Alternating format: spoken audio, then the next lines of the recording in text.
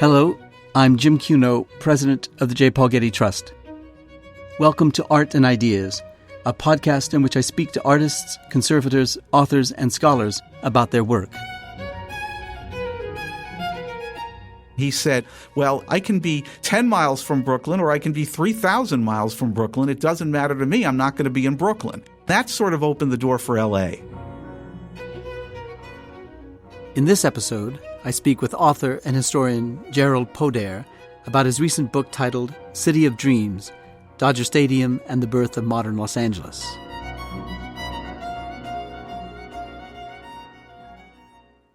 Dodger fans growing up in California in the 1960s fell in love with Sandy Koufax, Don Drysdale, Johnny Roseboro, Maury Wills, and the rest of the team.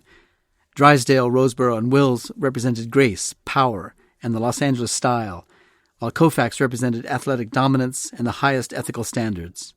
Between 1963 and 1966, Sandy won 97 games and lost only 27, and he was twice named the World Series Most Valuable Player and crowned the best pitcher in baseball. He also refused to pitch the first game in the 1965 World Series because it fell on Yom Kippur. But behind the pitches and home runs, there was another side to the Dodgers organization, and that's the story best told through a history of its ballpark, Dodger Stadium, which opened in Chavez Ravine in 1962 after years of financial and political maneuvering. This history is the subject of Jerald Podair's recent book, City of Dreams, Dodger Stadium and the Birth of Modern Los Angeles. Dr. Podair is professor of history and American studies at Lawrence University. I spoke to him on the phone from a studio in Appleton, Wisconsin. And of course, as I record this, the Dodgers are competing for the World Series title. Jerald, thanks so much for giving us your time to talk about this extraordinary book. Well, thank you for having me, yeah. Well, it's a pleasure. All of us who are baseball fans, of course, know that Dodger Stadium is the oldest still standing and functioning baseball park west of the Mississippi, and the third oldest functioning today after Fenway Park and Wrigley Field. What I didn't know is that Dodger Stadium is the only baseball park never to have increased its capacity. It seats today what it sat when it opened in 1962, some 57,000 fans. Right. In fact, we don't know exactly how many seats there are in Dodger Stadium. They usually round it off. But yes, this is a stadium that I think was built so well right at the beginning that they didn't really need to change all that much. Actually, one of the decisions that Walter O'Malley had to make when he was planning the stadium was whether to enclose the stadium. And there was at least a possibility that what you see today in the pavilions, and of course you see the mountains and the hills out over the pavilions, that view could have been cut off had they decided to enclose the stadium, and thank God they didn't. Well, we'll get back to the ballpark itself in due time, but let's get to the history and the controversy over its construction. So the key figure from the Dodger side was Walter O'Malley. You've already referenced him, who with Branch Rickey and the pharmaceutical magnate John Smith owned 75% of the Dodgers while they were still in Brooklyn. Tell us a bit about Mr. O'Malley and about his background. Sure. Well, Walter O'Malley was born in 1903 and became a lawyer during the Great Depression, which meant that probably one of the few growing fields in law during that time was bankruptcy and corporate reorganization law, which is what he happened to be in.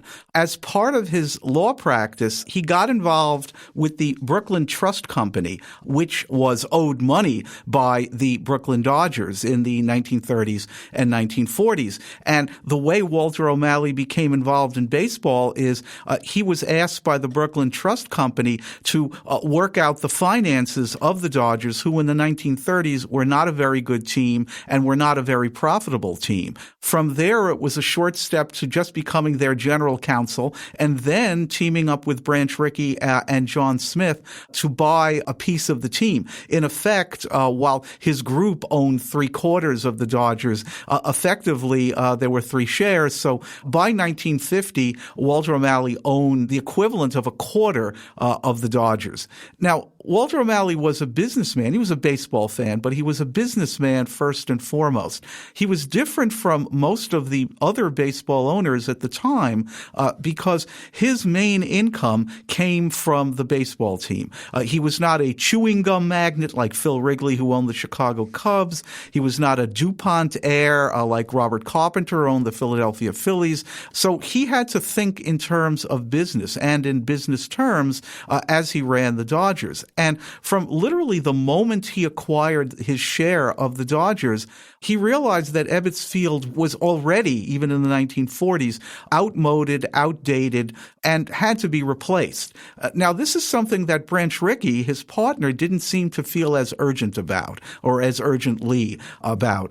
And O'Malley and Rickey's relationship was certainly, it was not a cordial relationship. It was not necessarily an adversarial one. But I think in terms of both men's personalities, I think they both wanted to be in charge of things. They were both in many ways self-made men, and I think it was almost inevitable that one of them would have to go. Because O'Malley in 1950 was able to forge an alliance with the widow of John Smith, who had died earlier that year, it was clear by 1950 that that odd man out was going to be Branch Rickey. And as it turned out, O'Malley was able to acquire for a significant amount of money the Brooklyn Dodgers. So as of the end of the 1950 season, O'Malley is the president and principal owner of the Brooklyn Dodgers.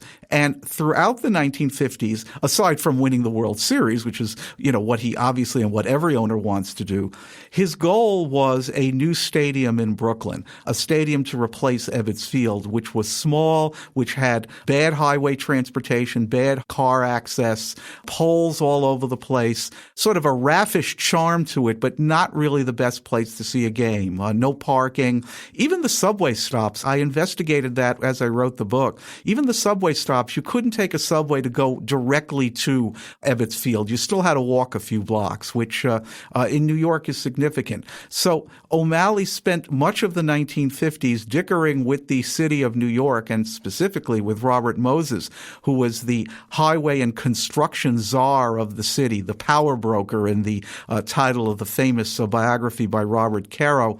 Moses really in the 50s decided what would be built in New York, who would build it, where it would be built, and under what terms it would be built. And so O'Malley, to get a new stadium, a stadium he wanted to own himself, would have to go through Robert Moses. Robert Moses was not the easiest person to deal with. And in the end, he basically didn't give O'Malley what he wanted. And he had a preferred place, I think, as I recall, in Brooklyn, where he went to build a new stadium, Atlantic Flatbush. Would that be today's Barclays Center? Would it be that area of Brooklyn? It is almost exactly where the Barclays Center stands today, maybe a block or so away. That was the land that he wanted, and the problem for O'Malley is that he could not afford to buy that land at his own expense.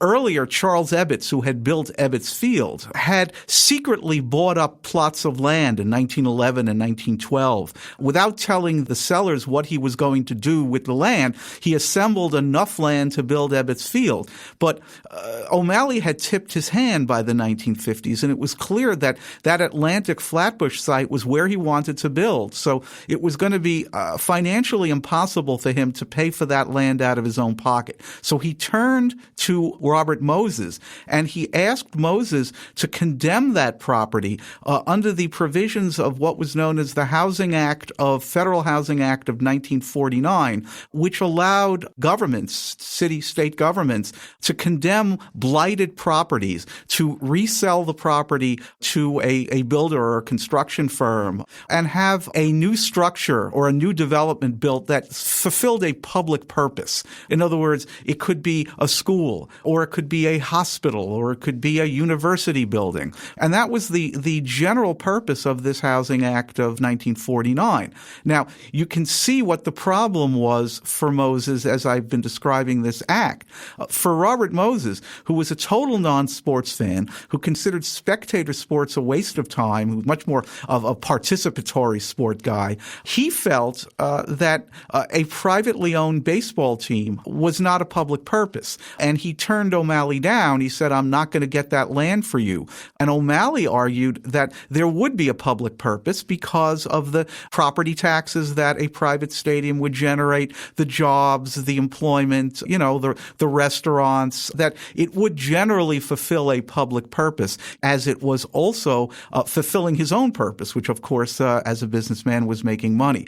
Moses didn't buy that. And O'Malley and Moses basically played Ring Around the Rosie for about almost 10 years, trying to reach some sort of agreement on the Atlantic Flatbush property. Ultimately, O'Malley saw that it wasn't going to happen, that he was going to have to look elsewhere. And he did so actually quite reluctantly. I think there's an urban legend in New York, and I'm originally from New York, so I've heard it many times, that O'Malley had planned to move to Los Angeles. The phrase that's always used is all along. And from my research, I found that not to be the case. He was first approached in 1955 by the city's councilperson, Rosalind Wyman. She comes to New York, if I remember correctly. Yeah, so what absolutely. happens in that conversation, and why does it take 2 more years before he gets to Los Angeles? Well, actually, the conversation between Councilwoman Wyman and O'Malley actually never takes place. His first choice was to stay in New York, and that's what he told Ros Wyman in 1955 when she tried to meet with him. I think I can get the deal that I want in New York, so there's probably no reason for us to get together. But by 1957, especially early 1957, it was clear that Moses was not going to come through for him, and that Moses was offering something that O'Malley didn't want, and that was a publicly owned stadium, a publicly controlled stadium at Flushing Meadow in Queens, where Shea Stadium used to stand and now where Citi Field stands, that O'Malley's Dodgers would be a tenant in.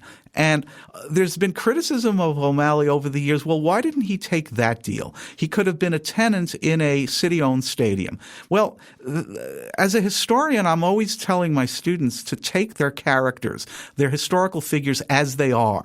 Don't argue with them retrospectively and say, you should have been a different kind of person, or you should have wanted different things. Well, this is how O'Malley was. He was a private entrepreneur. He did not like to be a tenant. Entrepreneurs like to be owners and not tenants. And so he felt that being a tenant in a city-owned stadium was not the right deal for him. His bottom line was he wanted to own his stadium. He also wanted to own his stadium in Brooklyn. And he said, since obviously Shea Stadium is in Queens, he said, well, if I'm going to be in Queens, if I'm not going to be in Brooklyn, I can be 10 miles from Brooklyn or I can be 3,000 miles from Brooklyn. It doesn't matter to me. I'm not going to be in Brooklyn. That sort of opened the door for L.A. Well, tell us about his visit to Los Angeles in 1957. What tilts his interest in the city as the place for his baseball park?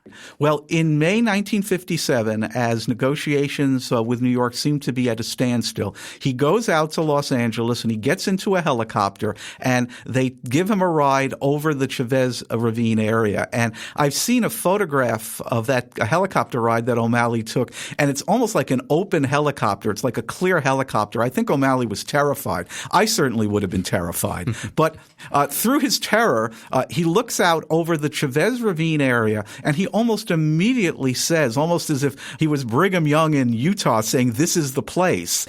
O'Malley says, this is where I want to build the stadium because it's perfect for him. Well, almost perfect. It is adjacent to downtown Los Angeles. It is the last piece of basically open land that you have that close to Los Angeles's downtown. So that's a perfect location for him. The land is hilly and gullied. It has crevices and ravines. But O'Malley, being an old engineer, and this is someone who had engineering training and legal training and business training, O'Malley says, you know what I'll do with Chavez Ravine? I'm going to scoop out tons and tons of dirt and build the stadium partially submerged into the ground. That will mean that my spectators, my fans, will be entering not at the very bottom of the stadium, but somewhere in the middle, so their climbs to their seats will be much less arduous. And also I'll be able to build a huge parking lot around the stadium because there is so much land. What did Paulson, the mayor, and Rosalind Wyman, the councilperson, what did they say to him? What was their interest in his coming there and bringing the Dodgers with him? Well, for Paulson and Wyman, these are two political figures who have, on the surface, very little in common. Paulson is a white Anglo-Saxon Protestant. He's the mayor of the city. He's a Republican. He's a conservative. He's aligned with downtown business interests. And by downtown, I mean downtown with a capital D. Wyman is a councilman from the West Side.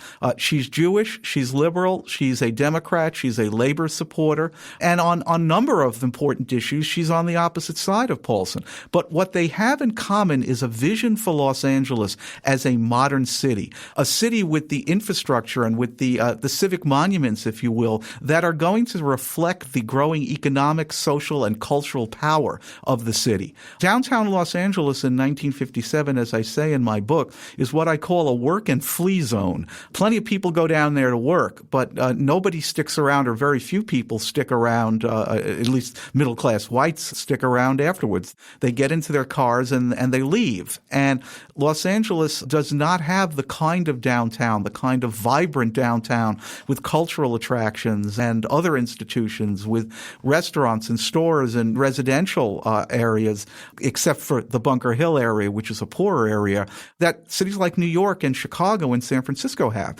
And that's what unites Roz Wyman and Norris Paulson. They may disagree about a lot of other things, but they want Los Angeles to be a world city. And Dodger Stadium can be the first step in revitalizing that downtown and making it into a world city. Now, what kind of offer did they make him? What made him think that he could get from Los Angeles what he couldn't get from Robert Moses in New York? Well, Wyman and Paulson and the L.A. city government and also the L.A. county government were willing to give O'Malley exactly what New York and Robert Moses were not willing to give him, which is land that he could build a private stadium on at an affordable price. And for O'Malley, that meant he would get the land at Chavez Ravine, or at least enough acres to build the stadium and the parking lot, in exchange for a property that O'Malley had acquired and owned elsewhere in the city, a small stadium called Wrigley Field. In 1957, O'Malley traded his Fort Worth minor league team for the Los Angeles minor league team and thus acquired Wrigley Field. So he was in a position to trade Wrigley Field to the city of Los Angeles for the Chavez Ravine land. So basically the kind of deal that he wanted in New York, but Moses said that's not a public purpose. In Los Angeles, they said, yes, it is a public purpose, and the fact that O'Malley will be making money is not really material to that decision because the city of Los Angeles and the county of Los Angeles will be making money as well. In New York, largely the attitude, and I think the political culture of the city was, if O'Malley is going to make a lot of money, that should void the deal right there. So it was O'Malley or Paulson or Wyman under the illusion that it was going to be easy? Or did they know it was going to be as difficult as it turned out to be? Well, Paulson and Wyman know that there is substantial opposition on the L.A. City Council to this deal because they know the kinds of people that they're dealing with. But they don't really tell O'Malley that. Also, they are aware, of course, as veteran Los Angeles politicians and California politicians, that there's a referendum mechanism in California that really doesn't exist in New York City. And then if enough signatures are obtained on petitions, the contract that the city of Los Angeles offers the Dodgers and O'Malley to build Dodger Stadium could be the subject of a referendum, which in fact it was. O'Malley's not aware of this either. O'Malley is also not aware, only vaguely aware, that before the city acquired the Chavez Ravine land, it was private property owned by Mexican-American families who had lived in Chavez Ravine, a very traditional Mexican-American community, for many years. And we'll get to them too, because that's a very important part near the end of your book. But tell us about 1958 when the New York Giants, the big rival to the Brooklyn Dodgers, announced they were moving to San Francisco. How did that catalyze the project in Los Angeles? Well, in August 1957, the New York Giants announced they were moving to San Francisco, and they were getting a city-owned stadium. So they went a completely different route from the Dodgers and Walter O'Malley. Horace Stoneham, the Giant owner, was very happy to have the city of San Francisco build him a stadium and be a renter there, and that's what happened. The stadium was Candlestick Park, which anyone who has ever spent time in Candlestick Park watching a San Francisco Giant game, I'll try to be kind and say it's was not Dodger Stadium. Let's put it that way. Or it was freezing not Dodger cold. Stadium. Freezing cold. Very windy, just really, really windy. So once that announcement was made, it was clear that the momentum favored the Dodgers leaving New York and going to Los Angeles because of that traditional rivalry that the Giants and Dodgers had, that they could just continue their rivalry. But there was also, I thought, the possibility that O'Malley could just say, okay, now I am the only National League team in New York. I would have the whole city to myself, and perhaps redouble his efforts to stay in New York. And as I say in the book, O'Malley wanted to stay in New York and was hoping to stay in New York literally up until the last couple of days before he made the decision. The night that the L.A. City Council approved the contract for the Dodgers, which was October 7th, 1957. O'Malley talked to Roz Wyman on the phone from New York and basically said, I'm still not sure whether I really want to go. If I could get my deal in New York, I would take it. Yeah. Well, tell us about the special interest groups in Los Angeles. Break them down for us and tell us what role they all played in the fight over Chavez Ravine. Well, the way I see it, the supporters of the deal to build Dodger Stadium and the opponents of the deal to build Dodger Stadium had different perspectives about what they wanted Los Angeles to be as a city and perhaps the purpose of a city generally. The supporters of the stadium, as I mentioned, Roz Wyman, Norris Paulson, the downtown business interests, notably the Chandler family who owned the Los Angeles Times, business interests who resided on the West Side, their view of Los Angeles was a modern city with modern institutions and modern monuments, and a city with a vibrant downtown. Now, to that coalition of the West Side and downtown, they were able to add African Americans. Los Angeles's African American community favored the Dodger Stadium project to a large extent. This was related to the fact that Jackie Robinson came from Los Angeles, and that Jackie Robinson favored and spoke out in favor of the Dodger Stadium deal. So the African American population was on the side of the project. Now, opposing the project were people in the city who had a different view of what Los Angeles should be. They weren't really interested in the downtown area. They were people who lived on the peripheries, maybe in the San Fernando Valley. And their view of the city was a city that did the basic average functions of a city, that didn't necessarily have big civic monuments, but that educated the kids, policed the streets, cleaned the sidewalks, built the housing, and did the kinds of things that cities do on an everyday basis, what we would call quotidian, the average functions of daily life. Now, those opponents included a large number of white middle class and lower middle class Angelenos that I call the folks. And they are a major component of my story. Now, who are the folks? The folks, and this is a name that the great and late and great California historian Kevin Starr gave to them, I borrowed the term from him, are the descendants of Midwestern migrants from Missouri and Illinois and Iowa and states like that, migrants who come to Los Angeles in the 20s and 30s and 40s, also from the South. And these are very conservative people. They come for their piece of the American dream, a small house, a small business.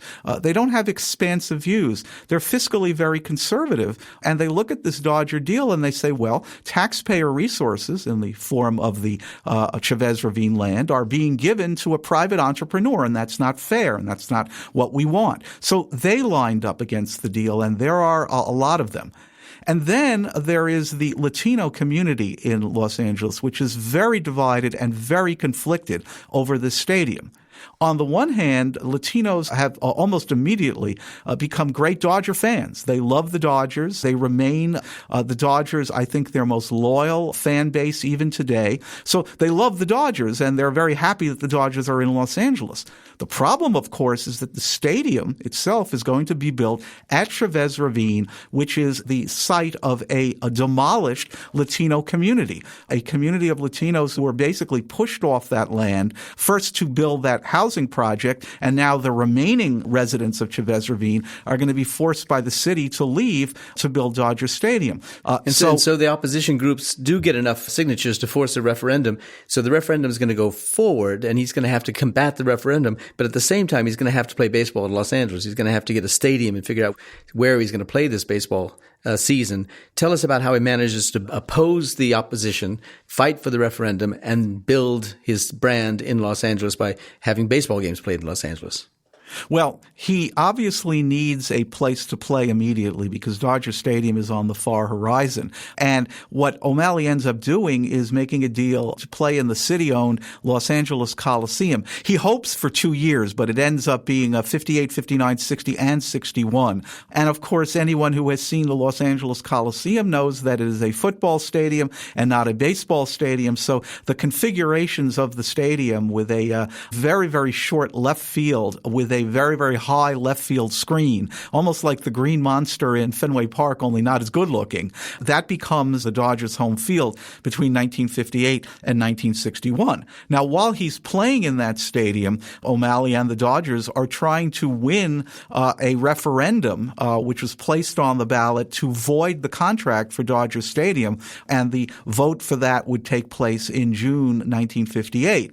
And what O'Malley has to do is he has to try to influence the outcome of that, but he can't get too directly involved in it because then he'll be viewed as meddling. And so a number of civic groups come together to form a committee called the Taxpayers Committee for Yes on Baseball, meaning yes on the referendum proposition. And he gets Hollywood involved. He gets the entertainment industry involved. Obviously, Norris Paulson, the mayor, Roz Wyman, that part of the government that's in favor of it, they pitch in, and they are opposed in that referendum by another committee, a committee called the Citizens Committee to Save Chavez Ravine for the People. Both of these committees have very long names. In the book, I just call them the Taxpayers Committee, which is pro-contract, and the Citizens Committee, which is anti-contract. The Citizens Committee is run by the small business people, by the folks, and by elements of the city council, notably Councilman John Holland, who represents Eagle Rock, a conservative, fiscally very, very parsimonious Republican who does not want to see taxpayer resources spent on a private entrepreneur and on a private project like Dodger Stadium. They line up against it. And the referendum election is very bitterly contested and very, very close, going down to the final couple of days. And what may have turned the tide is 2 days before the referendum election, on June 1st, 1958, the Dodgers run a television program called Dodgerthon. It's a telethon to whip up support for the yes vote on the referendum for the stadium. And it's 5 hours long. I mean, it's a big production. It is a big, big production, and all the big Hollywood stars who were virtually all in favor of the stadium, they come out. Ronald Reagan is on there. Groucho Marx is on. Danny Thomas. They're basically bringing people in and out of the studio, and what I noticed they do is they try to cover all ethnic groups. You know, they have a representative from the Latino community. They have a representative from the African American community. They're getting all these civic groups, and they're just basically making pitches for the stadium. And I think the reason that people are watching is that all the Hollywood stars are on it. And then during the telethon, during the Dodgerthon, the Dodgers played in Chicago against the Cubs that afternoon. They were having a lousy year, but that day they won. That Sunday they won. They almost had to win that game. And what they'd say then is, why don't people come out to the airport to greet the Dodgers as they get off the plane from Chicago? And thousands of people go out to the airport, and they're interviewing Dodger players, and Vin Scully's there, of course, interviewing players. And that actually gives, I think, a boost to the pro-contract movement. In other words, I often wonder what would have happened if they lost that day. They were coming off, it was like a really terrible road trip. They were, something like, 5-13 or something. It wasn't going well for them that year. But that day they won. They pitched a rookie pitcher, Stan Williams. I think it was his first major league start, and he shut out the Cubs. So they got a flew in, and then they flew home that day. And I think it was largely the Dodger-thon that gave the referendum that extra little push, because the following Tuesday it was 51-49, but they won it. The contract passed. You also say that Mexican-American and African-American voters made the difference, and they joined with the pro-business Republicans to form that victorious vote. I guess it was 700,000 votes cast, and yes won by 26,000 votes. Right. And if you look at the African-American Council District and the Council District that was represented, ironically, in the Latino area by Councilman Edward Roybal, who opposed the Dodger contract. He wanted the Dodgers in Los Angeles, but he opposed the contract because of the Chavez Ravine issue. If you put the margins of the Latino and African-American districts together, that's your margin right there. It lost in the San Fernando Valley. It lost in John Holland's district in the Eagle Rock area, but it won in the African-American and Latino communities, which, again, given the fact that there were these controversial evictions from Chavez Ravine, the fact that the Latino community did, at least for that referendum, that they did vote in favor of it, I think is telling. And as I said, it shows that there's a lot of contradiction and a lot of tension within the Latino community of Los Angeles about that stadium. Yeah. So the Dodgers win in Chicago, and they come home, and the referendum passes. But soon enough, the Superior Court issues an injunction blocking the execution of the contract. Why then? Right. Well, what also happens once the Dodgers move to Los Angeles in 1957 is a number of taxpayers in Los Angeles file suit against the contract, saying that it's an illegal use of state funds or of government funds on behalf of a private individual, Walter O'Malley. So they go to court, and in July 1958, right after the referendum passes, a Superior Court judge in Los Angeles County enjoins the contract, says that the contract is illegal, that this is an illegal use of public funds on behalf of a private entrepreneur, basically repeating the argument that Robert Moses had made in New York, that this stadium is not a true public purpose. Now, this, of course, knocks everything off stride, and certainly knocks O'Malley off stride, because once you end up in the court system, as we all know, it can take a real long time. But he is able to quickly get an appeal going.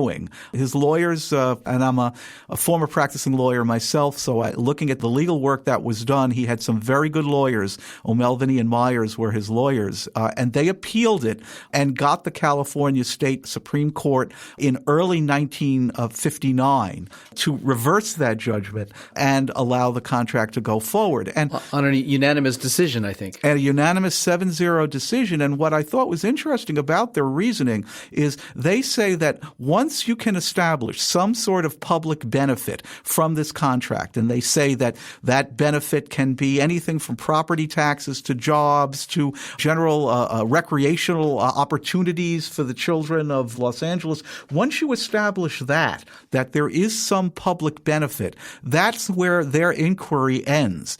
And while that's going on, O'Malley continues with his plans for the new stadium with some optimism, I guess, that ultimately he might prevail. And his architect is Emil Prager, who, among other things, worked in New York under Robert Moses, designed the Tappan Zee Bridge in 1955, and I think designed Shea Stadium in 1964. Right. Prager is a great architect. I will say that Shea Stadium was probably not one of his greatest achievements, and I say that as a longtime New York Mets fan. I'll have to identify myself as a Mets fan who spent a lot of time in that stadium. Like Candlestick Park, Shea Stadium was not Dodger Stadium. But for Prager, I think Dodger Stadium was the project of his life because he was able to do things that were innovative that no one else had really been able to do before in stadium design. And, of course, for O'Malley, it was a great opportunity as well because he, I think, basically had an idea for the perfect stadium in his head. And he knew that Ebbets Field was not that perfect stadium and never could be. But given a chance to start over in Los Angeles, he had all sorts of ideas as to what he wanted his stadium to look like. And Dodger Stadium allowed him to basically work from a blank canvas. So even while the referendum was going on and the taxpayer lawsuits were winding their way through the courts, O'Malley was planning this dream stadium. And then there was the Arashiga family, which was on the property and was dispossessed from the property. And yes, this is certainly an incident that resonates deeply in Los Angeles's Latino community. There were still some families that had refused to leave the Chavez Ravine land for that housing project and then just stayed on the land after the project was canceled and after the city bought the land. One of those families was the Arechiga family. This was an extended family, a number of people, father, mother, some children, even some grandchildren, and they lived in two houses on what was then Malvina Street in Chavez Ravine, and they refused to leave. They felt that the amount of money that they were offered for their property by the city was not enough. But I think they also felt that they loved where they were. That's really the only place that they knew, and that's really where they wanted to live.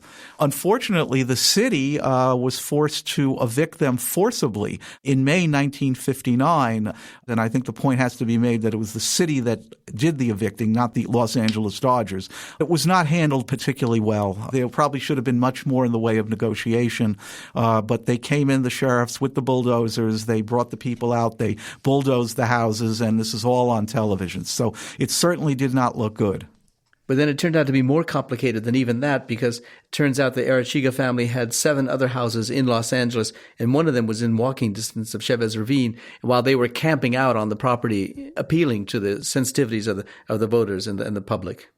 Exactly. And today we would probably use the words bad optics to describe this. The Arechigas, after being taken out from their homes, set up a tent encampment across the street, implying that they had nowhere else to go, and certainly generated a lot of sympathy over the next few days because of that. But then it was revealed by one of the LA newspapers that they owned properties in other parts of the city, and as you mentioned, one of them was within walking distance of where they were, and that they were not destitute. And public opinion turned against them at that point. What also starts to turn against them is it starts to become racial. A good number of the white Angelenos who are writing in to councilmen and senators start to use racial imagery and racial demagoguery to describe the Arechigas. They're not just poor property owners pushed out of their homes. Now they're Mexican property owners or Mexicans who owned other properties and are trying to hoodwink the people of Los Angeles. So there's sort of an unfortunate racial aspect to this, which starts to come out when these additional Arechiga properties are revealed. Now, what the Arechigas and their supporters argue is that the fact that they have other properties doesn't relate to their right to stay on that property right there. They could have millions of other properties, and the issue is that property, not the others. But as I said, the optics are not good, and at least white public opinion, or mostly white public opinion in Los Angeles, turns against them, which again becomes an implicit victory for the Dodgers and Dodger Stadium. And then late that summer and early in the autumn, the Dodgers end up winning the pennant. Then they go into the World Series against the Chicago White Sox. They play games 3, 4, and 5 in the Coliseum in Los Angeles. And it was said that those games generated some $3 million for the local economy. And the Dodgers go on to win the World Series, and it's said that they unite the city behind them. You couldn't have written a better ending to that chapter of the history of the Dodgers. Oh, absolutely. That's something that the Dodgers needed very badly, to get that surprise pennant and surprise World Series victory in 1959, and only their second year in the city after coming off a terrible 1958, I think was really what may have made the Dodgers in Los Angeles and made them truly Los Angeles's team. Baseball sometimes will break your heart, as we know, but sometimes it has the ability to surprise and delight you. And that was one of those times. It was a underdog pennant victory, and I think even an underdog World Series victory.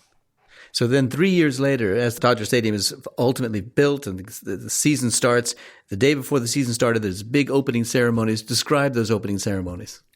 Well, the day before the stadium opens, which is April 10th, 1962, the day before April 9th, there is a big celebration on the steps of City Hall, which is not all that far from Dodger Stadium, with all the Dodger players and the owners. The mayor is there, Paulson is there, Ford Frick, the commissioner, is there, and all the media. And then they move up to the stadium itself and have almost like a welcoming ceremony there, which goes on for hours and hours. The people had to be sort of shooed away because the stadium walls needed to be painted. I mean, the stadium was not completely done. But I think the atmosphere there was really festive and celebratory because it was like the city of Los Angeles had won as well as the Dodgers, because they at last had a world-class stadium that befitted an ambitious city like Los Angeles that wanted to take its place on the national stage and the world stage. And obviously, you need more than a baseball stadium to do that. But that stadium was a start, and I think that was the feeling in the air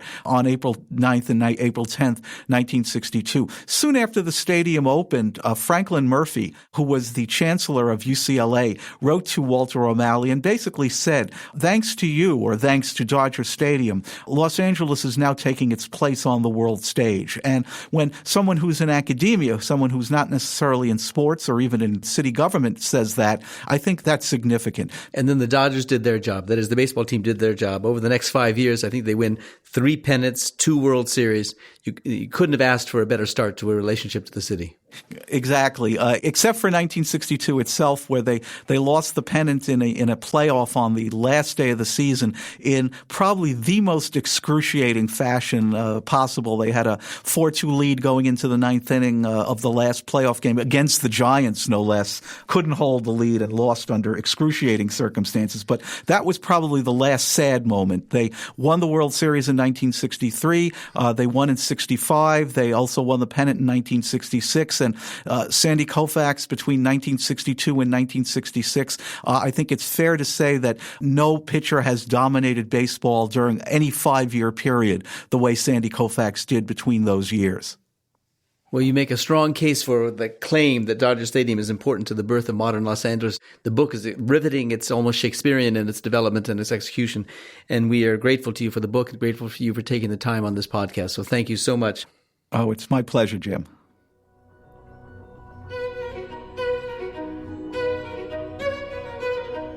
Our theme music comes from the Dharma at Big Sur, composed by John Adams for the opening of the Walt Disney Concert Hall in Los Angeles in 2003. It is licensed with permission from Hendon Music. Look for new episodes of Art and Ideas every other Wednesday. Subscribe on Apple Podcasts or Google Play Music. For photos, transcripts, and other resources, visit getty.edu/podcasts. Thanks for listening.